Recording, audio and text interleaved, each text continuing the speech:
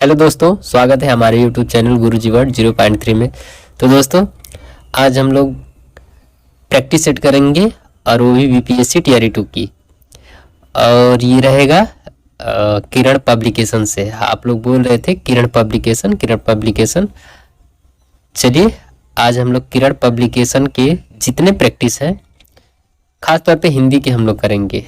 आप लोगों को आज से हम प्रोवाइड कराएंगे डेली बाय डेली एक प्रैक्टिस सेट। ठीक है, तो चलिए शुरू करते हैं।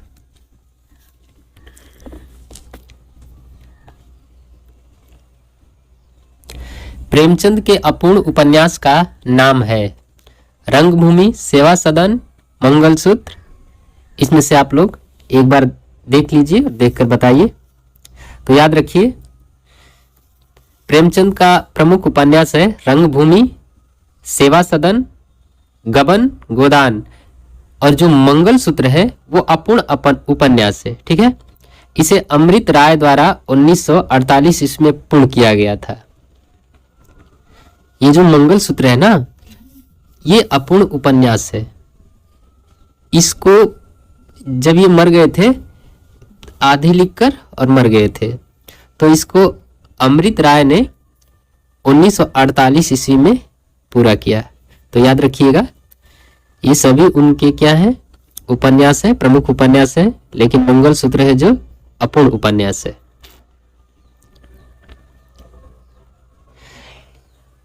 इनमें से कौन सी बोली राजस्थान की बोली नहीं है?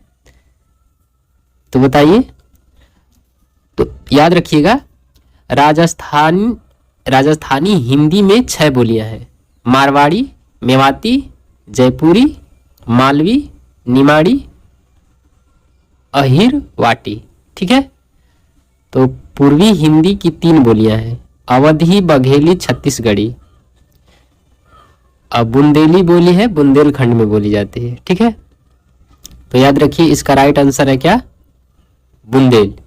ठीक है, क्या है? बुंदेली। इसका राइट आंसर है ऑप्शन नंबर 3, बुंदेली। तो आप लोगों को हम बताएं कि राजस्थान हिंदी में 6 बोलियां हैं। चलिए आगे चलते हैं।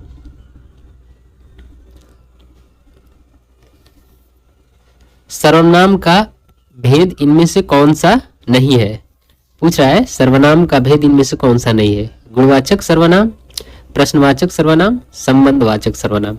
तो याद रखिएगा, सर्वनाम के निम्न भेद है: पुरुषवाचक, निश्चयवाचक, अनिश्चयवाचक, प्रश्नवाचक, संबंधवाचक और निजवाचक।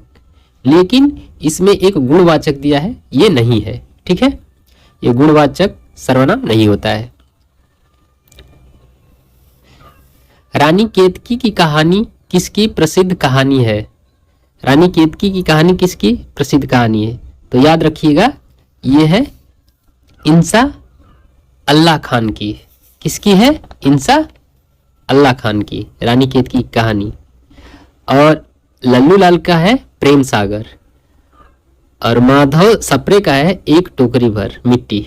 ठीक है, तो याद रखिएगा। और हाँ, याद रखिएगा, ये हिंदी की पहली कहानी है। हिंदी की पहली कहानी है रानी केतकी की कहानी। इसको किसके द्वारा लिखा गया था? तो इंसा अल्लाह खान के द्वारा। ठीक है, प्रैक्टिस एकदम आप करते रहिए, कोई दिक्कत नहीं है, अच्छे से प्रैक्टिस कराएंगे। किस पत्रिका का संपादन भारतेंदु ने नहीं किया? किस पत्रिका का संपादन भारतेंदु ने नहीं किया? याद रखिएगा, बाल बोधनी का संपादन भारतेंदु ने किया है, कवि वचन का भी किया है, सुधा का, कवि वचन सुधा का हाँ किया है। और ये जो है भारतेंदु का है, ये भारतेंदु का संपादन राधा चरण गोस्वामी द्वारा किया गया है। किसके द्वारा किया गया है? राधा चरण गोस्वामी के द्वारा। तो याद रखिएगा, ये जो बाल बोधनी कवि वचन सुधा है, ये भारतेंदु हरिश्चंद्र की है, लेकिन उन्हीं के नाम पे जो है भारतेंदु, वो राधा चरण गोस्वामी के द्वारा किया गया है। ठीक है, तो इसको याद रखिएगा। तो इसका राइट आंसर है ऑप्शन नंबर 3, अब आपसे आप लोग केवल प्रैक्टिस करते रहिए। और हाँ, एक रणनीति जरूर बनाइएगा, केवल पढ़ने से ही नहीं होता है, उसके लिए कुछ रणनीतियाँ भी बनाई जाती है कि रणनीति हम लोग कैसे बने। एक बार पेपर हो गया है, कहाँ से क्वेश्चन आ रहा है, कहाँ से क्वेश्चन उठ रहा है, आप लोग इसका भी जरूर ध्यान रख के जाइए। निम्न में से कौन सा शब्द सदैव एक वचन में प्रयुक्त होता है?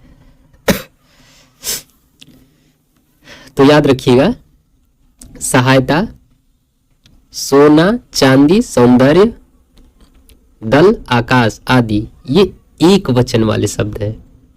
ठीक है, जैसे मैंने उनकी सहायता की, सहायताएं नहीं होता है, सहायता की। और ये जो पुस्तक और लड़का है, ये बहुवचन के है। ये बहुवचन का नहीं, मतलब इसको हम लोग क्या कर सकते हैं, परिवर्तित कर सकते हैं। ठीक है,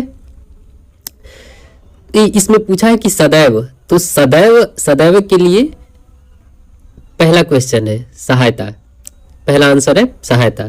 ठीक है, और पुस्तक को हम लोग पुस्तकें लिख सकते हैं, लड़का को लड़के लिख सकते हैं, इसलिए याद रखिएगा इसका राइट आंसर है सदैव सहायता। सहायता क्या है, ये हमेशा एक वचन में प्रयुक्त होता है। देखो भाई, कुछ भी करना, एक बार अपनी रणनीतियाँ जरूर अपने पास रखना, क्योंकि आप लोग YouTube पे बहुत देख रहे हैं कि जैसे बहुत चल रहा है बहुत प्रैक्टिस चल रहा है। केवल प्रैक्टिस प्रैक्टिस प्रैक्टिस, आप लोग केवल प्रैक्टिस ही ना कीजिए, आप लोग ये भी देखिए कि हाँ क्वेश्चन उठ कहाँ से रहे हैं, क्योंकि एक बार BPSC प्रश्न का लेवल बता चुकी है। शिक्षक संज्ञा का कौन सा प्रकार है? समूहवाचक संज्ञा है, जातिवाचक संज्ञा है, व्यक्तिवाचक संज्ञा है, या उपयुक्त में से एक से अधिक, या इनमें से कोई नहीं? तो याद रखिएगा, शिक्षकों का अलग अलग शिक्षक होते हैं, हर कैटेगरी का कैटेगरी वाइज शिक्षक होते हैं।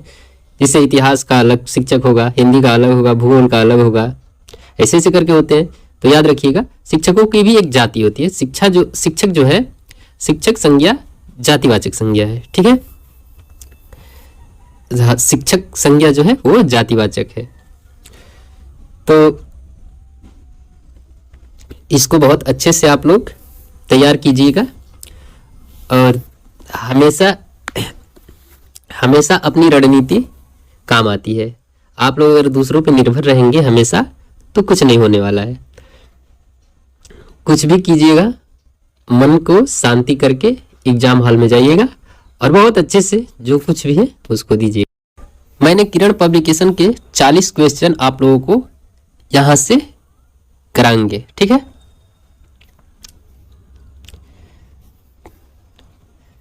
गुलेरी जी द्वारा संपादित पत्र कौन सा था? भारत मित्र, नागरी नीरद, या समालोचक? तो याद रखिएगा, इसमें राइट आंसर है इसका समालोचक। ठीक है, क्या थे? समालोचक थे। कॉपी पेन अपने साथ रखिए और जो भी इंपॉर्टेंट क्वेश्चन लगे उसको आप लिखते रहिए। ठीक है, ये जो भारत मित्र है, ये भारत मित्र को बाल मुकुंद गुप्त ने 1877 में लिखा था। ठीक है, और नागरी नीरद को बद्री नारायण चौधरी ने लिखा था 1893 में। तो इसका राइट आंसर है ऑप्शन नंबर 3। निम्नलिखित में से कौन सा शब्द अर्थ का विलोम है?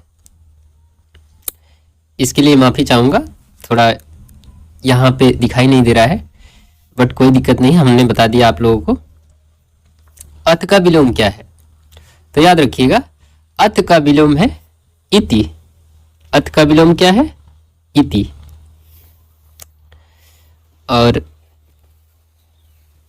इसका अर्थ का जो अर्थ होता है, अर्थ का अर्थ जो होता है वो आरंभ होता है, और इति का अर्थ होता है समाप्त।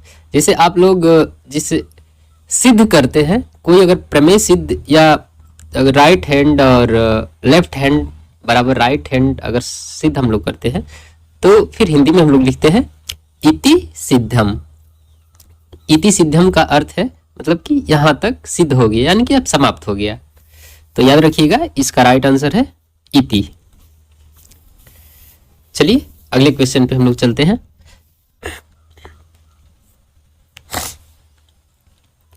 वात्सल्य रस का सम्राट कवि किसे कहा जाता है?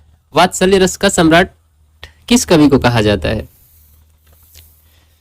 तो याद रखिएगा दोस्तों, जो सूरदास थे कृष्ण भक्ति के कवि थे, कृष्ण भक्ति के कवि थे। उन्होंने कृष्ण के बाल रूप का विस्तृत वर्णन किया है। ये ब्रज का कोना कोना झांकाए थे। नंददास ब्रज भाषा के संत कवि थे, ठीक है। और बिहारी जो थे वो रीतिकालीन कवि थे। और तुलसीदास को तो आप लोग जानते ही हैं, तुलसीदास जो है वो राम भक्ति धारा के कवि थे। तो इसका राइट आंसर है ऑप्शन नंबर 1 सूरदास। देखिए हमने किरण पब्लिकेशन के 40 इंपॉर्टेंट क्वेश्चन आप लोगों के लिए हैं, ठीक है। देखो दोस्तों, आप लोगों की मेहनत करते हैं, ठीक है। जो कुछ भी है लेकर आए हैं और इस प्रकार मत घबराइएगा कि कैसे पढ़ा रहे हैं। आप लोग क्वेश्चन का लेवल देखिएगा। अगर जो कुछ भी ना समझ में आए कमेंट में आप लोग जरूर बताइएगा एक बार कि मतलब क्या क्या हमारे अंदर कमियां हैं, उसको हम सुधारेंगे और आप लोगों के लिए प्रैक्टिस हमेशा लाते रहेंगे। तो याद रखिएगा, वात्सल्य रस का सम्राट कवि किसे कहा जाता है? वात्सल्य रस का सम्राट कवि सूरदास जी को कहा जाता है। तुलसीदास जी जो थे वो राम भक्ति के कवि थे और बिहारी रीतिकालीन कवि थे, ठीक है। चलिए अगले क्वेश्चन। दोपहर के बाद का समय इस वाक्यांश के लिए उपयुक्त शब्द लिखिए। तो याद रखिएगा, दोपहर के पहले का जो समय होता है उसे पूर्वाह्न कहते हैं। पूर्व मतलब पहले, अन मतलब दोपहर का समय, यानी कि दोपहर के समय से पहले। और जो मध्याह्न होता है वो दोपहर का समय होता है और जो अपराह्न होता है वो दोपहर के बाद का समय होता है। तो दोपहर के बाद का समय क्या होता है? अपराह्न। और दोपहर के पहले का जो समय होता है उसे पूर्वाह्न कहते हैं। और मध्याह्न जो होता है वो राइट 12 बजे, यानी कि दोपहर के समय, दिन के दोपहर के समय। देखो आप लोग इसको बहुत अच्छे से देखिएगा और कॉपी पेन ले लीजिएगा, ठीक है। और जो भी क्वेश्चन आप लोगों को इम्पोर्टेंट लगेंगे उसको आप लोग जरूर लिख लीजिएगा और कमेंट में आप लोग फीडबैक जरूर दीजिए, जिससे कि हम जो कुछ भी त्रुटियां हो उसको हम सुधार सके। और त्रुटियां क्या ही होंगी, इसमें तो हम लोग प्रैक्टिस कर रहे हैं, जो कुछ प्रैक्टिस कर रहे हैं आप लोगों के सामने है। और किरण पब्लिकेशन बहुत अच्छी किताब है। अगर आप लोग अच्छा हो, अगर आप लोगों को ऐसा लगे तो आप लोग किरण पब्लिकेशन ले लीजिए किताब और उससे प्रैक्टिस कीजिए, क्योंकि अभी तक 13 से 14 दिन आप लोगों के लिए बचे हुए हैं।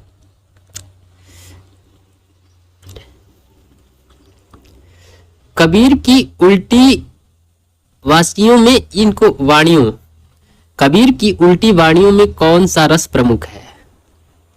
विभत्स रस है, अद्भुत रस है, करुण रस है या कुछ और? तो याद रखिएगा, कबीर की जो उल्टी वाणियां हैं वो अद्भुत रस से भरी हुई हैं। क्यों? जैसे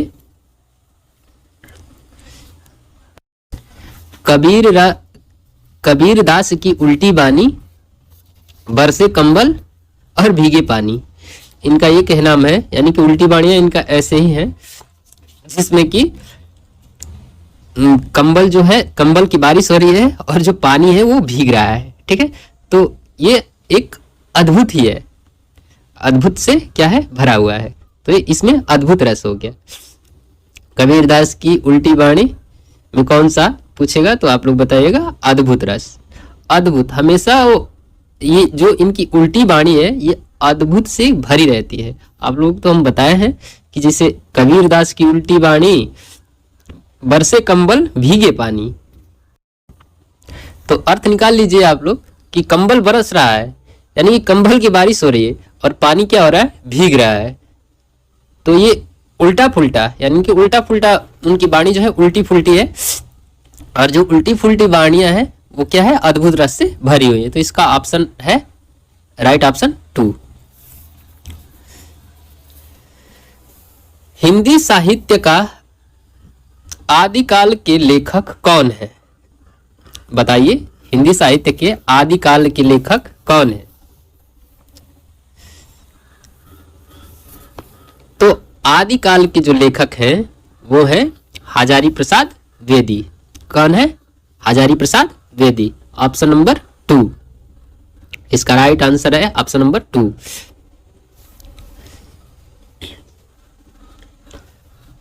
अगर वीडियो अच्छी लगी हो आपको तो वीडियो को लाइक और सब्सक्राइब जरूर कर लीजिएगा और बने रहिएगा हमारे साथ। जब तक एग्जाम बीत न जाए मैं प्रैक्टिस कराता रहूंगा। आचार्य रामचंद्र शुक्ल की कुछ रचनाएं हैं, जैसे चिंतामणि है, विचार विथि है, ठीक है। तो इनको भी आप लोग जरूर याद रखिएगा, ये बहुत इंपॉर्टेंट क्वेश्चंस हैं। और जो आचार्य रामचंद्र शुक्ल हैं उनके बारे में आप लोग बहुत अच्छे से पढ़ लीजिएगा, क्योंकि हिंदी साहित्य में इनका अद्भुत योगदान रहा है, आचार्य रामचंद्र शुक्ल जी का, ठीक है। तो हिंदी साहित्य का आदिकाल के लेखक हैं हजारी प्रसाद द्विवेदी। इसका राइट आंसर है ऑप्शन नंबर 2। हर क्वेश्चन इंपॉर्टेंट है। अगर आप लोग कॉपी और पेन नहीं लिए हैं तो आप लोग कॉपी और पेन लेकर बैठिए, और जो कुछ भी हम बोल रहे हैं आप लोग सुनते रहिए, उसको भी नोट करते रहिए। वे आम के पेड़ हैं, इस वाक्य में अधोरेखित शब्द का सर्वनाम का प्रकार लिखिए। वे अर्थात कौन? वे का अर्थ है अर्थात वो जो कुछ भी बोल रहा है वो एक निश्चित रूप से वो दिखा रहा है कि वे आम के पेड़ हैं। जो सामने होगा, निश्चित रूप से जो सामने होगा उसको आप लोग किसी को भी दिखाकर ये बोलते हैं ना कि वे जा रहे हैं, वे जा रहे हैं। तो इसमें दिया है वे आम के पेड़ हैं, अर्थात सामने होंगे, किसी को दिखाकर बोला जा रहा होगा वे है। तो इसमें है निश्चयवाचक सर्वनाम। दिया है जाके प्रिय न राम वैदेही अतजिए तही कोटि बैरीसम जदपि परम सनेही। एक इसकी प्रसिद्ध उक्ति है, तो याद रखिएगा, ये प्रसिद्ध उक्ति है जो है जाके प्रिय न राम वैदेही तजिए ताहि कोटि बैरीसम जदपि परम सनेही। तो ये है तुलसीदास जी की। किसकी है? तुलसीदास जी की प्रसिद्ध उक्ति है, ठीक है। निम्नलिखित में से कौन सा शब्द स्त्रीलिंग है? स्पर्श, गरिमा, लेख। याद रखिएगा, इसको अच्छे से हम लोग क्या कर लेंगे, जान लेंगे। जैसे स्पर्श, उसने स्पर्श किया, उसने लेख लिखा। हमारी गरिमा गिरनी नहीं चाहिए, हमारी गरिमा गिरनी नहीं चाहिए। इसमें स्त्रीलिंग का क्या हो रहा है, भाव आ रहा है, हमारी गरिमा गिरनी नहीं चाहिए। तो इसका राइट आंसर है ऑप्शन 3 गरिमा। राम सेब खाता है, इस वाक्य में क्रिया का कौन सा प्रकार है? पूर्वकालिक क्रिया, सकर्मक क्रिया, अकर्मक क्रिया, या इनमें से अधिक, या इनमें से कोई नहीं। तो याद रखिएगा, राम सेब खाता है। राम क्या खाता है? सेब खाता है। यानी कि इसमें क्या है, कर्म भी है। कर्म है तो इसका राइट आंसर है सकर्मक क्रिया। इसका राइट आंसर क्या होगा? सकर्मक क्रिया। तो ऑप्शन नंबर 2। जंगम का विलोम शब्द है। जंगम का विलोम शब्द क्या है? चेतन है, सुनकर है, अस्थावर है, या इनमें से सभी, या इनमें से कोई नहीं। तो याद रखिएगा, मोस्ट इंपॉर्टेंट क्वेश्चन है जंगम। ये कई बार कई परीक्षाओं में आ चुका है। तो याद रखिएगा, जंगम का विलोम है अस्थावर। क्या है? जंगम का विलोम अस्थावर है। ठीक। जब किसी वाक्य की क्रिया के लिंग वचन और पुरुष कर्ता के लिंग वचन और पुरुष के अनुसार हो तब वाक्य में कौन सा वाच्य होता है?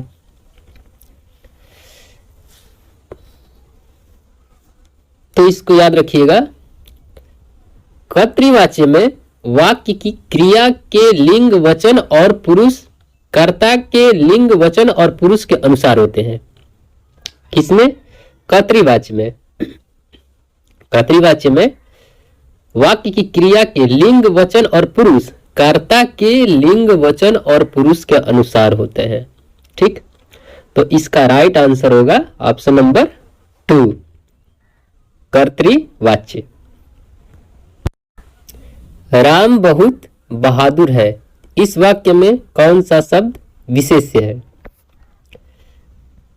तो याद रखिएगा, जिस शब्द की विशेषता बताई जाती है वही शब्द जो होता है वो क्या होता है? विशेषण होता है। हिंदी साहित्य के इतिहास में काल विभाजन का सर्वप्रथम प्रयास इनमें से किसने किया था? हेमचंद्र शुक्ल, डॉक्टर ग्रियर्सन, मिश्र बंधु, या इनमें से सभी, या इनमें से कोई नहीं? याद रखिएगा, इसका राइट आंसर है डॉक्टर ग्रियर्सन। ग्रियर्सन ने इसका प्रयास किया था और इनकी पुस्तक है the modern vernacular literature of Hindustan. चलिए अगले क्वेश्चन पे चलते हैं। इनमें से पांडित्य में प्रयुक्त प्रत्यय कौन सा है? पांडित्य में प्रयुक्त प्रत्यय कौन सा है?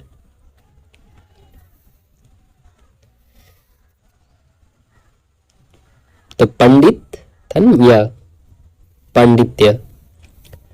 तो इसका राइट आंसर है पहला, य। पांडित्य में प्रयुक्त प्रत्यय है य। क्रिया के संदर्भ में इनमें से कौन सा कथन सत्य है? क्रिया के साथ क्रिया जोड़ने में से जो प्रयुक्त संयुक्त क्रिया बनती है उसका नाम बोधक क्रिया है।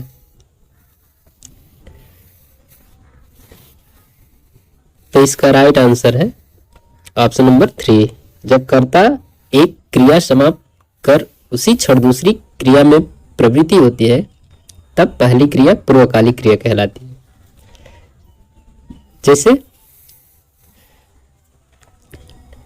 जैसे आराम ने खाकर सो गया। क्या करके? खाकर सो गया। ठीक है दोस्तों, आज के लिए इतना ही। फिर मिलेंगे अगली वीडियो में अगले प्रैक्टिस बुक के साथ। धन्यवाद। अगर वीडियो अच्छी लगी हो तो लाइक और सब्सक्राइब जरूर कीजिएगा। Thank you.